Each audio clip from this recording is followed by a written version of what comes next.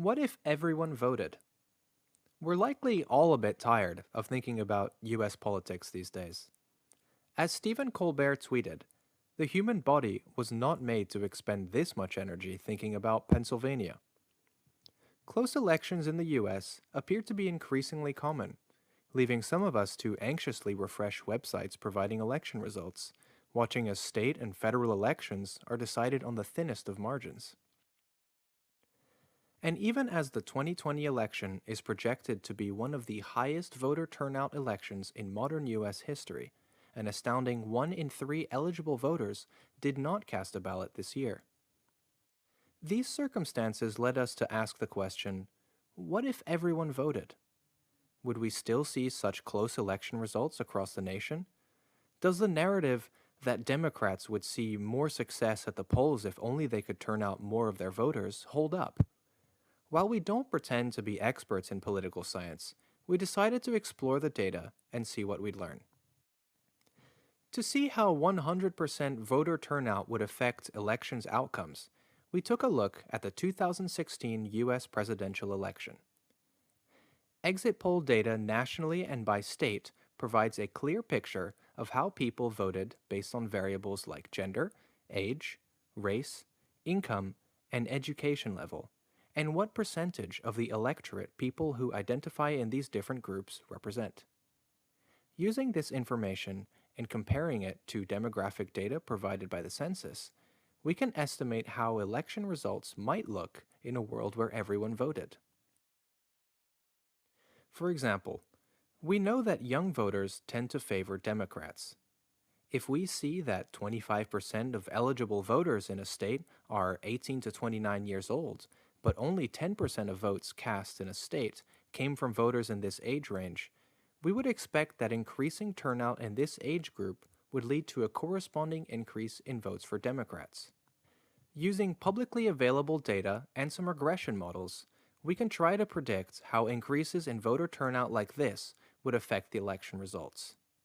This method relies on the assumption that voters in these different demographic groups are an accurate representation of how those demographic groups would vote as a whole.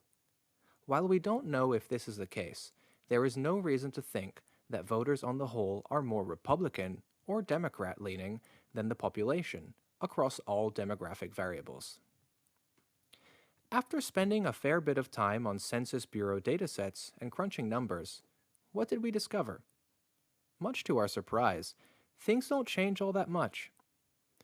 Demographic data from a number of states did not indicate that there were significant untapped pools of likely Democrat or Republican voters that would have led to a landslide victory for Hillary Clinton or Donald Trump. While young and minority ethnic voters who tend to vote for Democrats were underrepresented in the electorate, increasing their voter turnout to 100% was largely canceled out by increasing the turnout of older and majority ethnic voters as well. Remember how we noted that many elections are decided on slim margins these days? As so many state races end with one candidate beating the other by less than 5% of the vote, it doesn't take much to change the outcome. In fact, there were two races where our calculations indicated that 100% voter turnout would have flipped the state: Arizona and Florida. And in a winner-takes-all system like the Electoral College, that can make all the difference. Let's start with Arizona. Trump beat Clinton by about 3.5 points back in 2016, capturing 48% of the vote to Clinton's 44.5%. Majority ethnic, in other words white, voters who favored Trump by 14 points made up 75% of the voters in Arizona, but represent only 54% of the entire voting age population of the state. Similarly, young voters aged 18 to 29 favored Clinton by 18 points and made up 14% of voters in Arizona, but people in this age group make up about 22% of eligible voters in the state. In a world where everyone voted, our model predicts that the increased turnout of minority ethnic and young voters would have been enough to overcome increases in turnout by other demographic groups, resulting in Clinton carrying the state with 48.3% of the vote to Trump's 46.5%.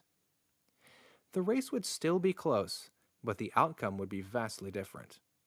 In fact, preliminary results from the higher turnout 2020 election appear to support this prediction. The story is similar in Florida, a state that Trump won with 49% of the vote to Clinton's 47.8%. Again, majority ethnic voters went for Trump by 24 points and made up a disproportionately large share of voters relative to the voting age population, that is to say, 62% versus 54%. In Florida, income level also proved to be an important factor.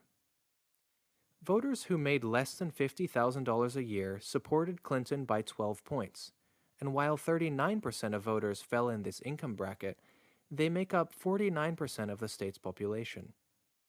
On the other end of the income spectrum, voters making more than $100,000 a year supported Trump by 16 points. These high-income voters made up 29% of the vote, but only 21% of Florida's eligible voters earned this much. When we model what the vote might look like if everyone voted, we find that Clinton would have carried the states, albeit narrowly, with 48.3% of the vote to Trump's 47.9%. Although turnout increased by about 6% in 2020, the increase clearly did not favor Biden in Florida, as Trump appears to have made significant gains in the Cuban American community. As you can see in our results for all states with available exit poll data, increasing voter turnout from its 2016 level of roughly 60% of eligible voters to a hypothetical 100% did not create huge shifts in results. The difference in votes between Trump and Clinton typically only shifted by 1 to 3%. While these differences are small, the impact can be profound. Had Arizona and Florida ended up in Hillary Clinton's column instead of Donald Trump's, the change in 40 electoral college votes awarded by the two states would have yielded a total of 272 votes for Clinton versus 266 for Trump. The election would have been even closer, but it could have gone a very different way. To finish on the same note that we began on, this time of year, I love watching the states change colors, tweets Stephen Colbert. This was the first in a series of posts that we plan to write on US elections. Did you enjoy it? Let us know in the comments. Do you have a topic you'd like us to dive into? We're all ears.